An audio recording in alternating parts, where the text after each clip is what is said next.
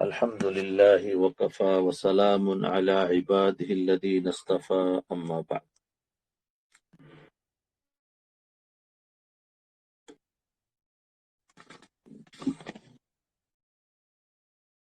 دیکھو، بات چل رہی تھی حج کی حقیقت کے بارے میں. میں نے آپ کو بتایا کہ حج جو ہے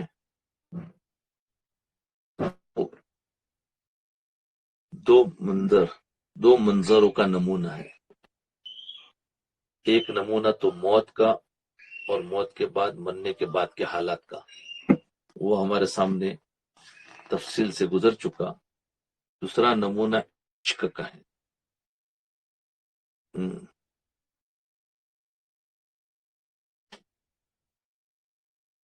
دوسرا منظر جو ہے اظہار عشق و محبت کا ہے. وہ حاجی کے حال سے ایسا ظاہر اور واضح ہے کہ اس کے لیے کسی تفصیل کی حاجت نہیں. تو اللہ تعالیٰ بندے کا اللہ تعالیٰ کے ساتھ دو طرح کا تعلق ہے، ایک نیاز مندی کا اور ایک بندگی کا. تو بندگی کا جو تعلق ہے وہ تو نماز سے ظاہر ہوتا ہے، اور نیاز مندی کا جو تعلق ہے، دوسرا تعلق محبت اور عشق کا ہے، وہ جمال اور کمال کے جتنے اوصاف ہو سکتے ہیں ان سب کے ساتھ متصف ہے. ادھر ہر آدمی میں فطری طور پر عشق محبت کا مادہ موجود ہے. تو عشق محبت کے بارے میں انشاءاللہ بہت سارے اشعار ہیں، اس کے ساتھ ساتھ کچھ سمجھ میں آئیں گے کچھ نہیں آئیں گے، لیکن سنتے جاؤ. اسی تعلق کا مظہر حج ہے کہ سفر کی ابتدا ہی سے سب تعلقات ختم کر کے عشق یعنی اللہ کے عشق میں یہ حاجی اتنا وہ ہے کہ بس اب وہ سارے تعلقات کو ختم کر کے سب عزیز و اقارب گھر بار سے منہ موڑ کر اونچے یار کی طرف جاتا ہے. ایک منٹ فون آ رہا ہے.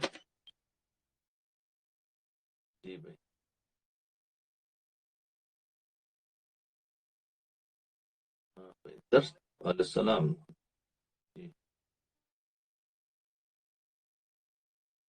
ہاں ہاں ہاں ہاں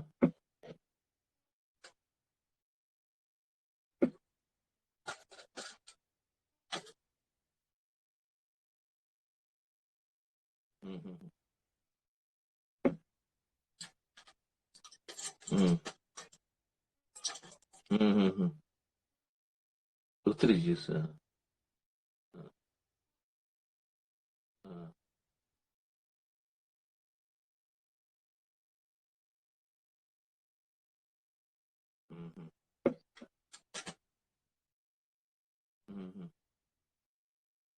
ہمارا درس ٹائم سے کوئی اہم کام نہ ہے، تمہارا درس شروع تھی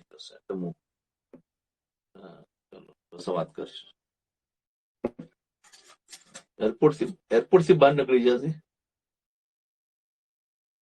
اچھا اترے سی نا تو تمہیں 1.5 کلاک سے 1.5 کلاک سے. چلو ہاں.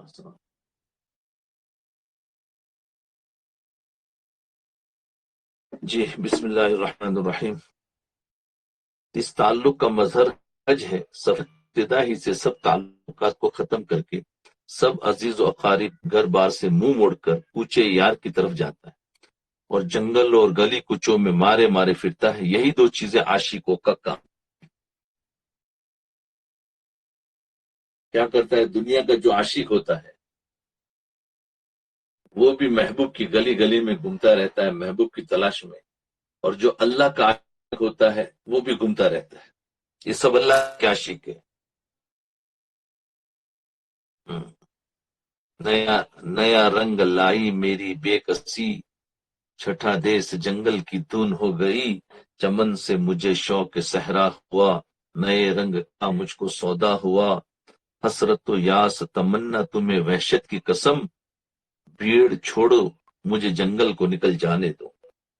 اور یہ ساری وحشت اور اشتیاق کیوں ہے؟ یہ اضطراب اور بے چینی آخر کیوں مسلط ہوئی ہے؟ اس کے لیے اس لیے کہ محبوب کے در پر عشاق کے اجتماع کا ایک وقت مقرر ہے۔ ہم کون ہیں؟ محب، اللہ سے محبت کرنے والے، اور اللہ کون ہے؟ محبوب۔ تو فرمایا وہاں پر عشاق کے اجتماع کا محبوب یعنی اللہ تعالیٰ کے جو عاشق ہے، محب ہے، تو ان کا ایک اجتماع ہوتا ہے۔ کہاں پر اجتماع ہوتا ہے؟ بیت اللہ میں۔ جیسے تبلیغ اجتماع ہوتا ہے نا، تو لوگ وہاں جب پہنچتے ہیں تو ایسے ہی اللہ کے عاشقوں کا اجتماع ہوتا ہے، وہ بیت اللہ کے اندر ہوتا ہے۔ ساری دنیا کے عاشق یعنی حاجی جو ہوتا ہے وہ عاشق ہی ہوتا ہے، اللہ کے لیے جا رہا ہوتا ہے، کتنے سالوں سے تیاری کر رہا ہوتا ہے، تو اب وہ بے چین ہے کہ وہاں اجتماع ہو رہا ہے، میں وہاں جاؤں گا۔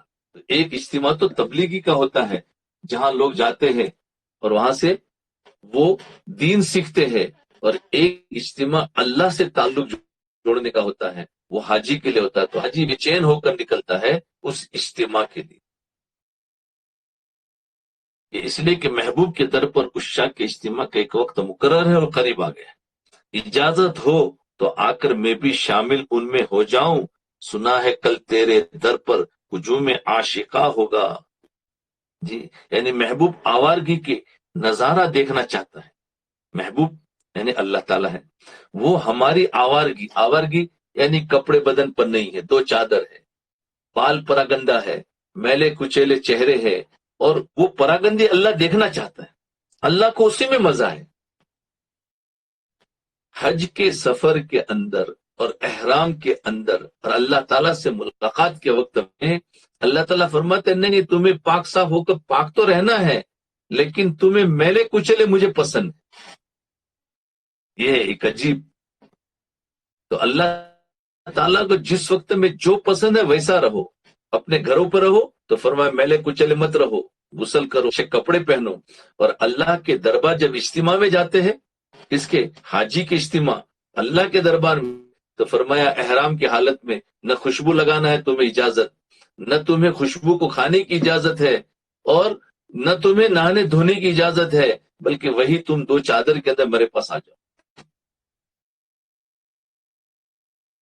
تو حج کے سفر کو یعنی محبوب آوارگی کا نظارہ دیکھنا چاہتا ہے، حج کے سفر کو اس کا بہانہ بنا دیا، اور جب اس ارادہ اور جذبہ سے گھر سے نکلنا ہے تو یہ خوب سمجھنا چاہیے کہ عشق میں مصائب ایک لازمی چیز ہے۔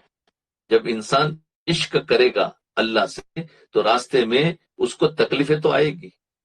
جی، سالک راہ محبت کا خدا حافظ ہے، سالک راہ محبت کا خدا حافظ ہے، اس میں دو چار بہت سخت مقام آتے ہیں، او دل ذرا سنبھل کے محبت کا نام لے، کم وقت بار عشق اٹھایا نہ جائے گا۔ دل ذرا سنبھل کے محبت کا نام لے، کیوں کہ عشق کا کرنے کے بعد جو بوجھ پڑتا ہے وہ جائے گا۔ جب عشق کے طفیل اے مبارک سفر ہے تو راستہ کی سب مشقتیں اسی ذوق اور جذبے کے ماتحت ہونا ضروری ہے۔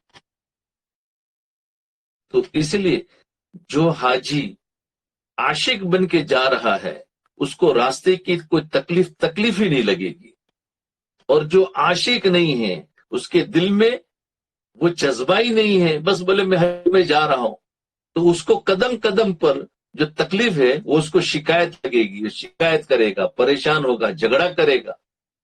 اس لیے حج کے سفر میں ضروری ہے، خصوصاً بیت اللہ کے سفر میں، چاہے حج میں جا رہا ہو چاہے عمرے میں جا رہا ہو، تو پہلے عشق اپنے دلوں میں بھرو، پھر اس سفر کو کرنا چاہیے۔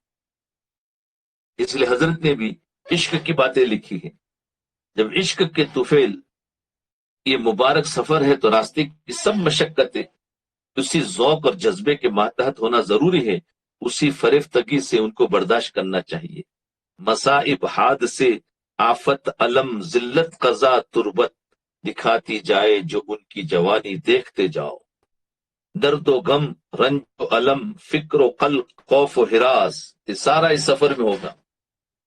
درد و غم رنج و علم فکر و قلق اور خوف و ہراس وہ بلا کون سی ہے جو شبِ ہجرا میں نہیں، یعنی عشق کے سفر میں نہیں ہے، کون سی بلا نہیں ہے؟ اذیت، مصیبت، ملامت، بلائے تیرے عشق میں ہم نے کیا کیا نہ دیکھا. یہ ہے اس لیے سفر حج کے اندر ذرا برابر بھی حاجی جو ہے وہ پریشان نہ ہو جائے، کیونکہ یہ عشق کا سفر ہے. اس میں اس کو پیش جو آئے گا برداشت کرتے جاؤ. کیا کیا آئے گا؟ مصائب، حادثے، آفت، علم، ذلت، قضا، تربت دکھاتی جائے جو ان کی جوانی، دیکھتے جاؤ. درد و غم، رنج و علم، فکر و قلق، خوف و ہراس، وہ بلا کون سی ہے جو شبِ ہجرا میں نہیں. اذیت، مصیبت، ملامت، بلائے تیرے عشق میں ہم نے کیا کیا نہ دیکھا.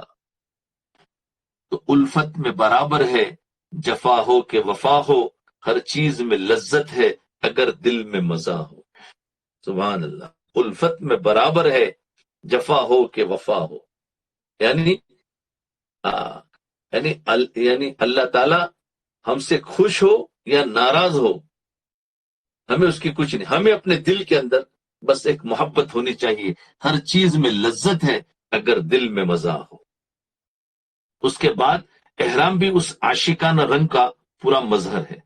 احرام جو ہے نا باندھتے ہیں وہ عاشقانہ رنگ کا پورا مظہر ہے کہ نہ سر پر ٹوپی ہے، نہ بدن پر کرتا ہے، فقیرانہ صورت ہے، نہ خوشبو ہے، نہ زینت ہے، ایک مجنونانہ حیت جو کرب اور بے چینی کے کمال کو ظاہر کرتی.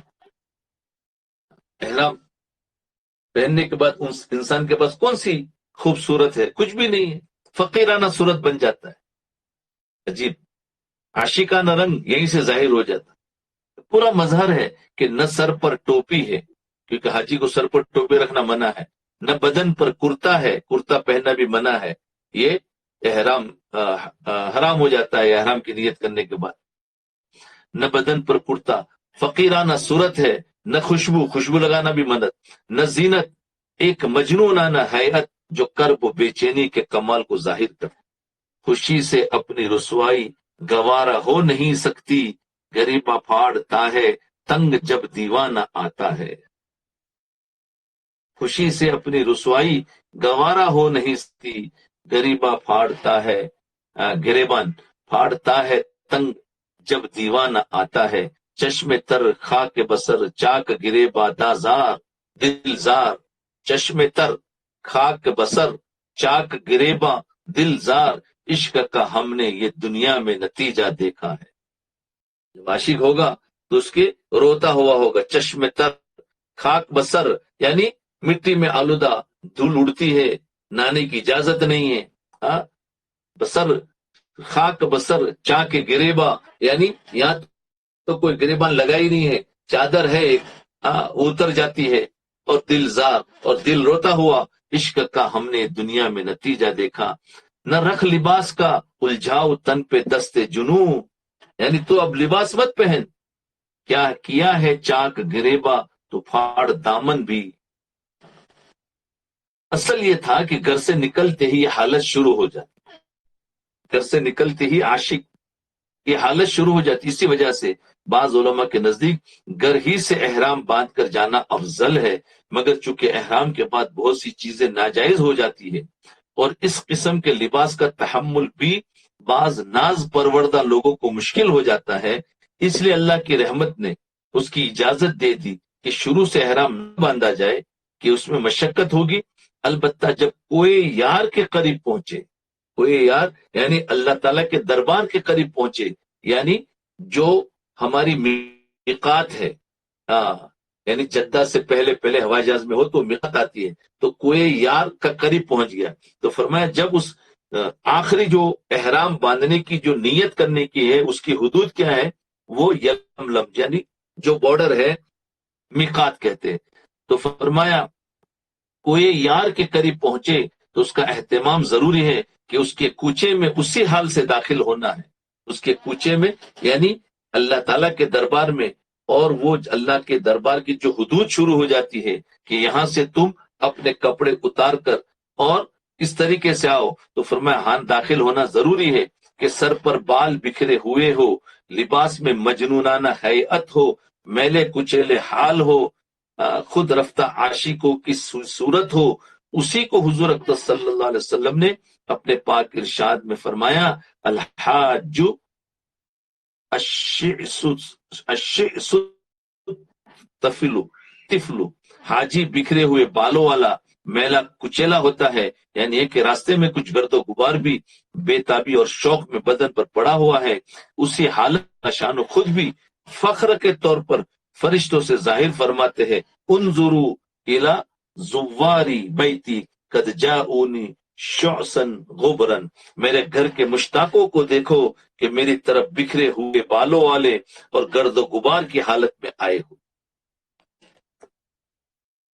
گرد و غبار کی حالت میں آئے ہو، یہ حج کی حالت ہوتی ہے۔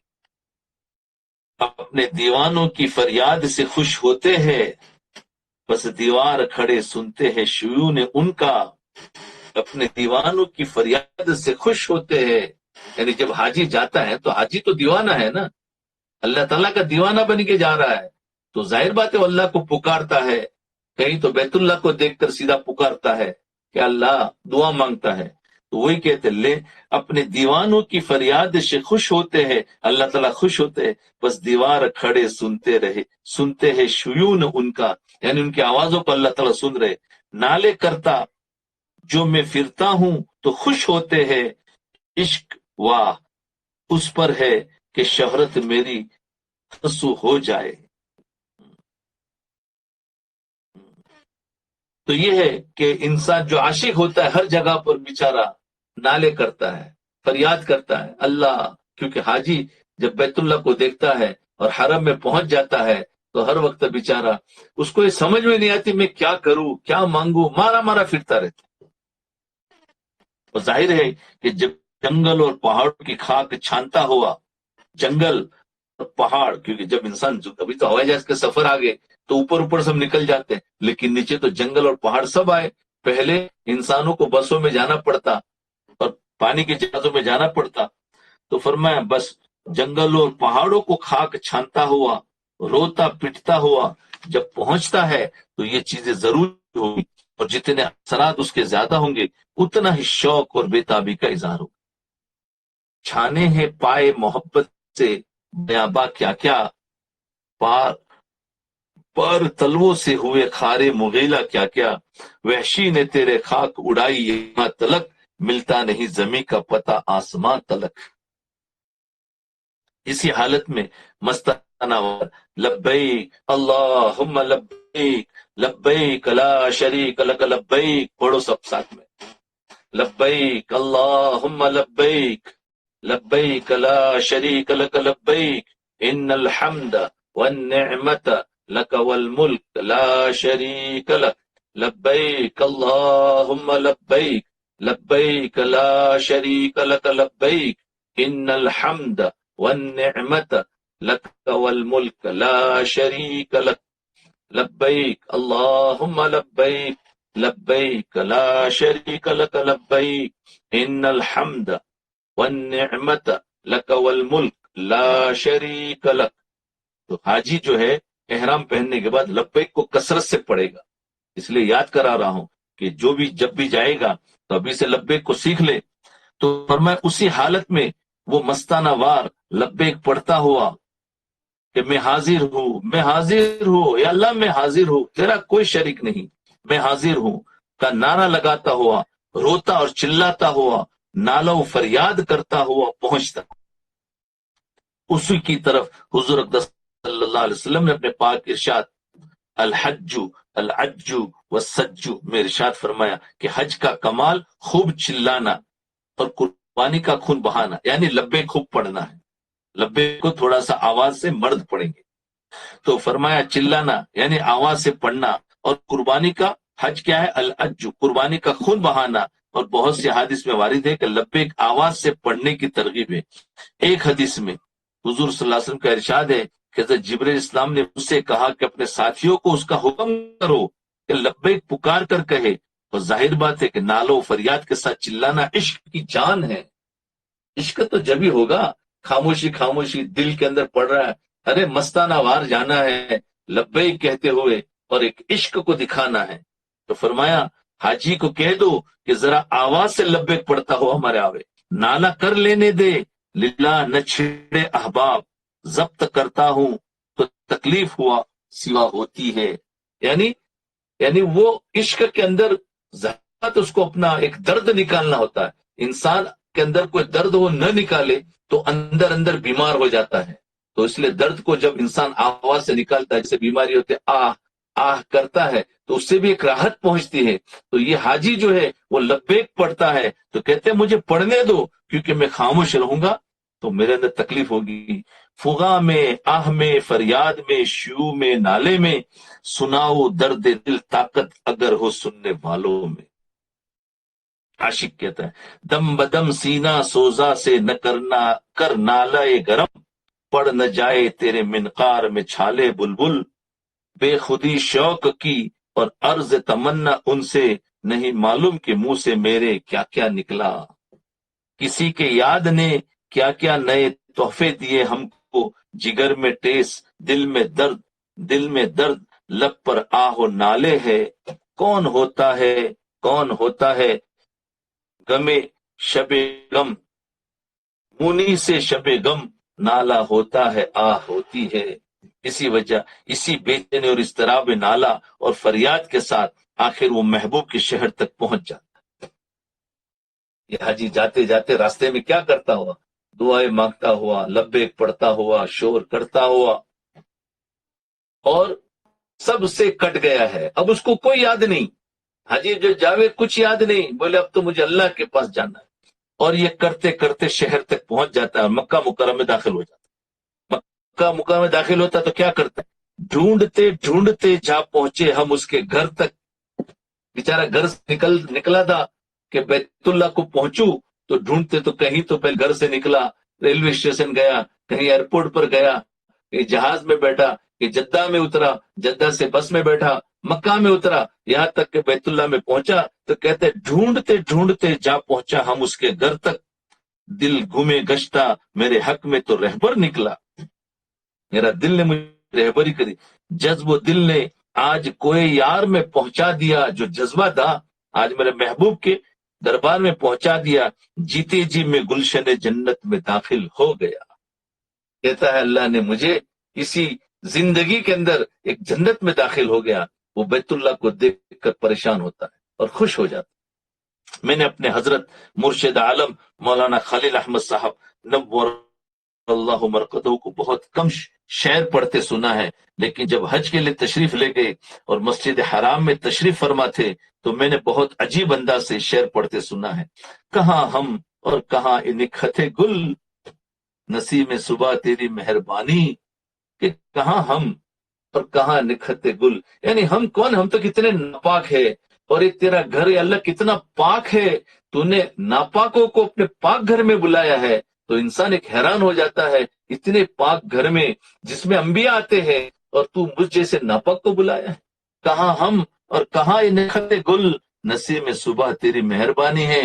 ये अल्लाह तेरी मेहरबानी से ही हम आए हैं, वरना तू हम जैसे गुनहगारों को यहाँ कहाँ लाता। तू तो अपने अपने बड़े बड़े वलियों को यहाँ लाता है, अंबिया को लाता था, सहाबों को लाता। हम जैसे गुनहगार आए जिनको लब्बैक पढ़ना भी नहीं आता।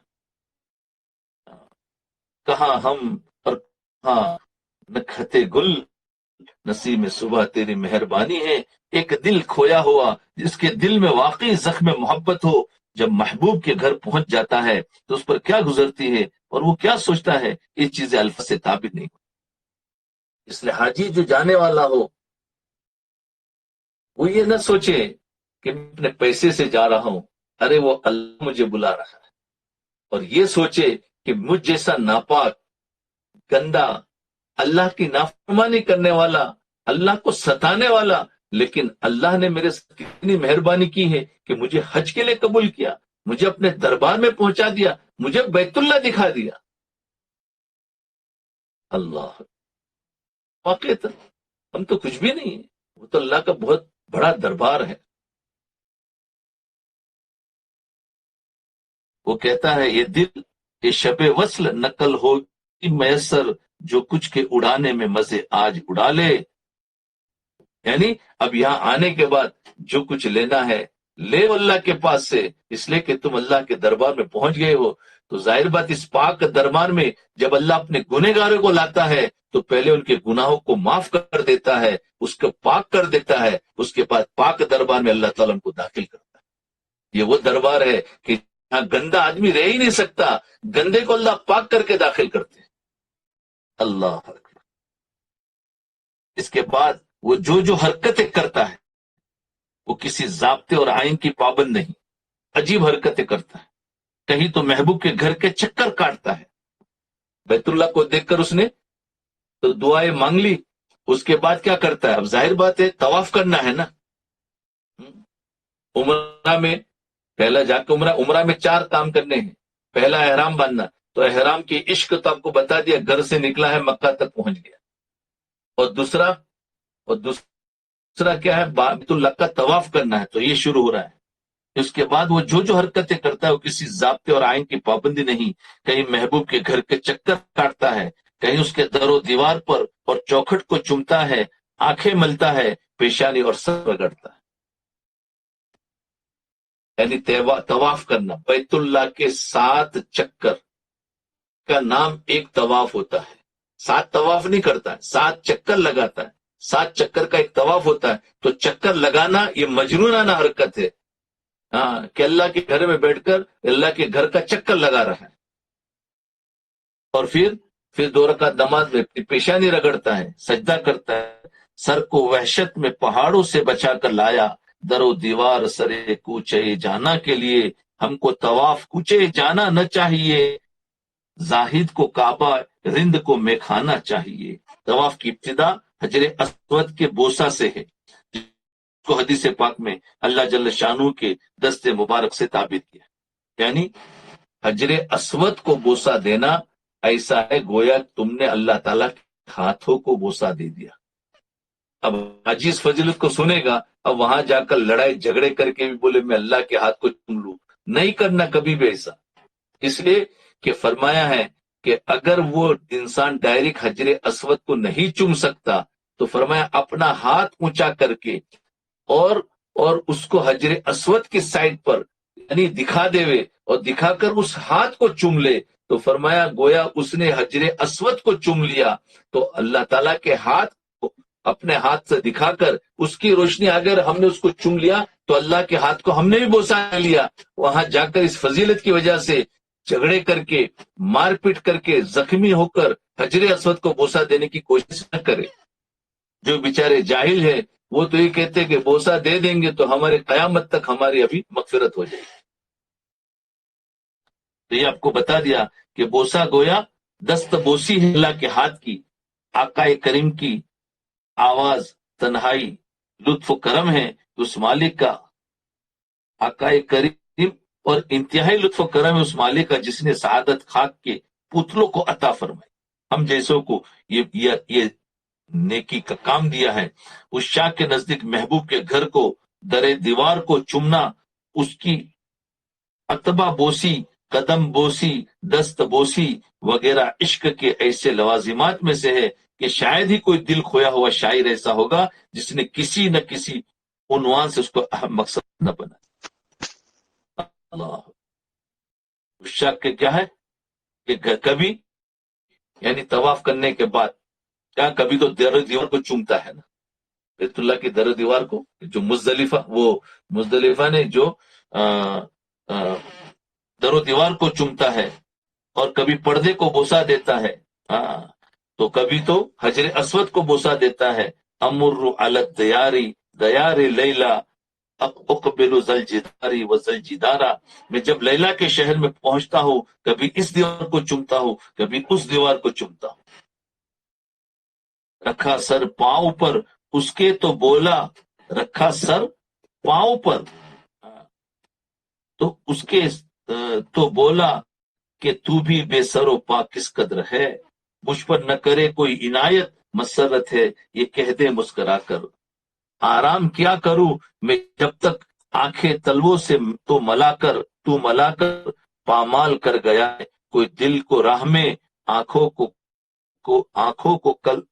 کل رہے ہیں کسی نش کے پاس سے ہم۔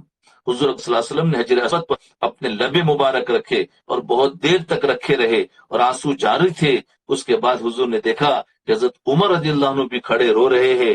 حضور نے ارشاد فرمایا یہی جگہ ہے جہاں آنسو بہائے جاتے ہیں،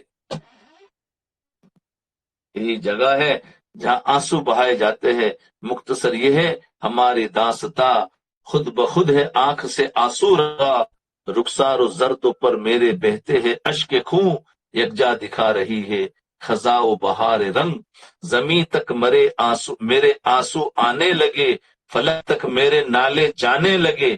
یعنی آنسو تو زمین تک جاتے ہیں اور ہماری آواز آسمان تک جاتی ہے۔ فلک تک میرے نالے جانے لگے، میرے چشم تر کا یہ کیا حال ہے کہ دامن سے تا آستین لال ہے۔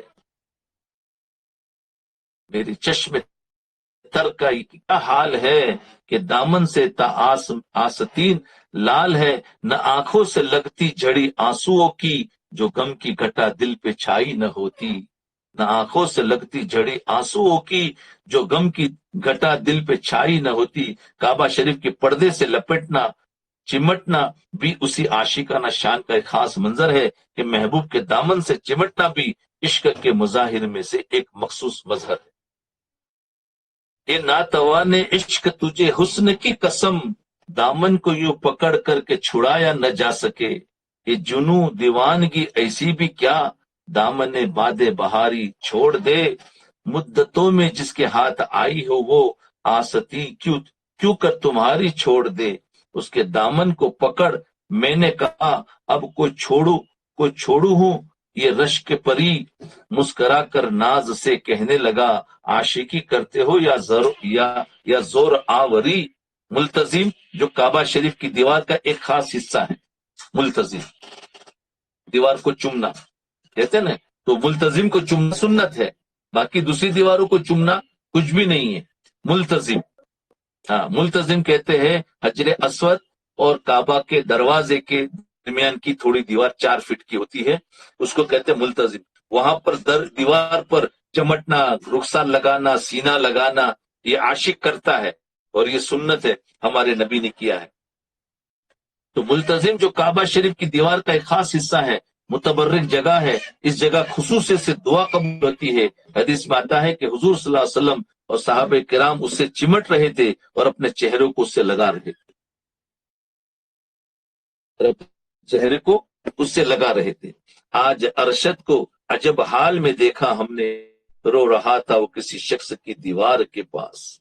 اس کے بعد اب اس نے احرام تو گھر سے پہن لیا تھا اور اس نے وہاں کعبۃ اللہ کو دیکھ کر دعا بھی مانگ لی، اس کے بھی اشعار چلے گئے، عاشقانہ سفر ہے۔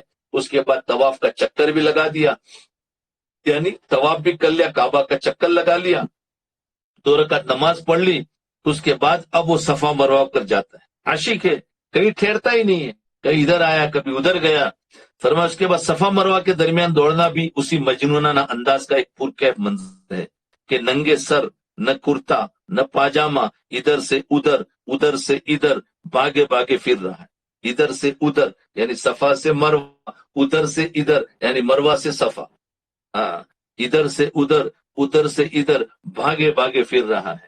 کیوں کر جنوں میں دشت و نوردی نہ ہو پسند، پایا ہے آبلو نے مزانوں کے خار میں، اب نہیں دل کو کسی صورت قرار، کسی نگاہ ناز نے کیا سحر ایسا کر دیا، گرائے زاہد دعائے خیر می گوئی مرا ای گو کہ آوارے کوئے بوتا آوارے تربادا۔ یعنی صوفی جی اگر تم اس ناکارہ کے لیے کبھی دعائے خیر کرو، یہ دعا کرنا کہ وہ جو معشوقوں کی گلیوں کا آوارہ گرد ہے، اس کی آوار گردی اور زیادہ ہو جائے۔ اسی اضطراب، بے چینی، آوارہ گردی صحرا نوردی کا مظہر ہے کہ صبح کو مکہ میں تھا، رات کو مینا میں، پھر صبح کو عرفات کا جنگل بیابان، شام ہوتے ہوتے مزدلفہ بھاگ آئے، صبح ہی صبح وہاں سے پھر مینا، دوپہر کو پھر مکہ مکرمہ واپسی اور شام کو پھر منا لوٹ گئے۔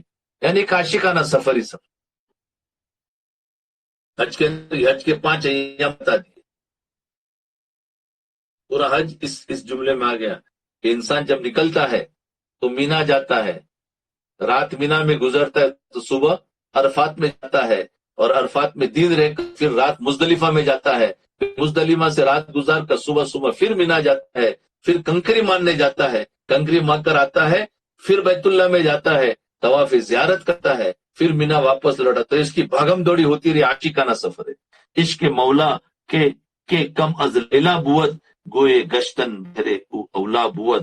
یعنی مولا کا عشق کیا لیلا کے عشق سے بھی کم ہو سکتا ہے. مولا کے عشق میں تو گلی گلی مارے مارے پھرنا اور بھی زیادہ بہتر. ایک جا رہتے نہیں عاشق کے بدنام کہیں، شاعر کہتے ہیں ایک جا رہتے نہیں عاشق کے بدنام کہیں، دن کہیں رات کہیں صبح کہیں شام کہیں. سمجھ گئے؟ دین کہیں ایک جا رہتے نہیں عاشق کے بدنام. جو عاشق ہوتے ہیں وہ تو جگہ جگہ پر گھومتے رہتے ہیں، تو عاشق ہے نا یہ حج کے اندر. تو پھر کیا دین کہیں، دین مینا میں، دین عرفات کے میدان میں، رات مزدلفہ میں، صبح وہ کنکری مارنے اور شام کو بیت اللہ میں. تو دین کہیں رات کہیں صبح کہیں شام کہیں، ہے گدائی مجھ کو بہتر تیرے حسن عشق کی. ہم بھکاری بھیگ کے در ہمیں رولنا پڑا. دشت میں صحرا میں ویرانے میں کوئے یار میں، چلتا پھرتا مثل سایہ میں انہی چاروں میں ہوں. عشق خانہ خراب کی خاطر در بدر شہر یار پھرتے ہیں. وحشت دل سے ہے مجنوں کی طرح خاک بسر، چھانتے پھرتے ہیں ہم کو بیابان دن رات. اس سب کے بعد مینا میں شیاطین کے پتھر مارنا، اس کے بعد کیا ہوتا ہے؟ کنکری مارنا ہوتا ہے مینا کے اندر.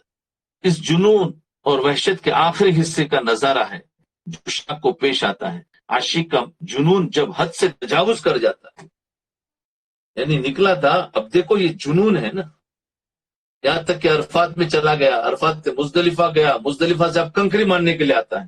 اس کے اوپر ایک جنون سوار ہوتا ہے. عشق کا جنون جب حد سے تجاوز کرتا ہے تو ہر اس شخص کو پتھر مارتا ہے جو اس کو اپنے کام میں مخیل سمجھتا ہے.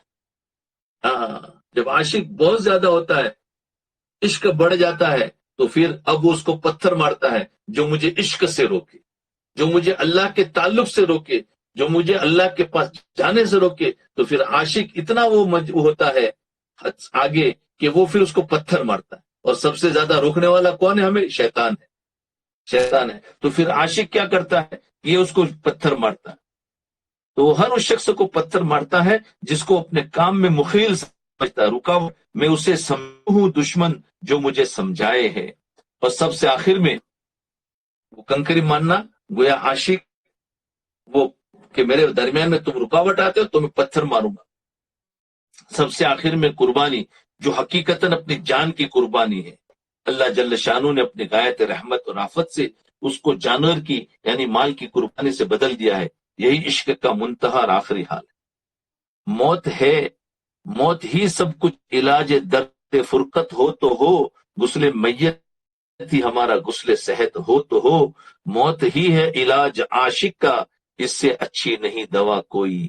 موت ہی ہے علاج عاشق کا، عاشق جو ہے وہ موت پر ٹھنڈا ہو جائے. اس سے اچھی دوا کوئی نہیں. کسی کی تیغ ہو میرا گلو ہو، دل مستر کی پوری آرزو ہو. ہے نا، جو حضرت اسماعیل اسلام کو ذبح کیا تھا نا، تو کسی کی تیغ ہو، ان کے ہاتھ میں چھری تھی اور اسماعیل اسلام کا گلا تھا، گلو ہو. اسماعیل اور حضرت ابراہیم علیہ السلام کے ہاتھ میں چھری تھی. کسی کی تیغ ہو میرا گلو ہو، دل مستر کی پوری آرزو ہو.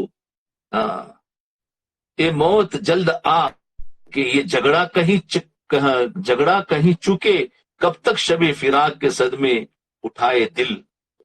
سسکتا چھوڑ کر جاتا ہے وہ مجھے نم بسمل کو، خدارا بڑھ کے یہ شوق شہادت اس کو. یہ مختصر اشارات ہے حج کے اس منظر کے جو عشق سے تعلق رکھتے ہیں. اس کے دل میں کچھ چوٹ ہوگی، کوئی زخم ہوگا، دیوانگی سے کوئی سابقہ پڑا ہوگا. وہ ان اشارات کے بعد وہاں پہنچ کر دیکھے گا کہ اس سفر کا ہر جز اس مظہر کو اپنے اندر پوری طرح لیے ہوئے ہے. تفصیل کے دفتر بھی کافی نہیں اور پھر جذبات کاغذ پر آتے بھی نہیں. یہ تو ایک جذبات ہے جس کو ایک لکھ دیا ہے. حقیقی جذبات جو ہے اس کو تو لکھ بھی نہیں سکتے. اس لیے مختصر بات یہ ہے کہ حاجی جب حج میں جا رہا ہو یا عمرے کے لیے جا رہا ہو تو سب سے پہلے ضرور اپنے دل کے اندر عشق کو بھرے. عشق کے بعد وہاں کا مزہ ہی کچھ اور ہوتا ہے، اور ویسے ڈھیلے ڈھیلے چلے جائیں گے تو پھر اس میں کچھ مزہ نہیں. اسی کو سیکھنا پڑتا ہے.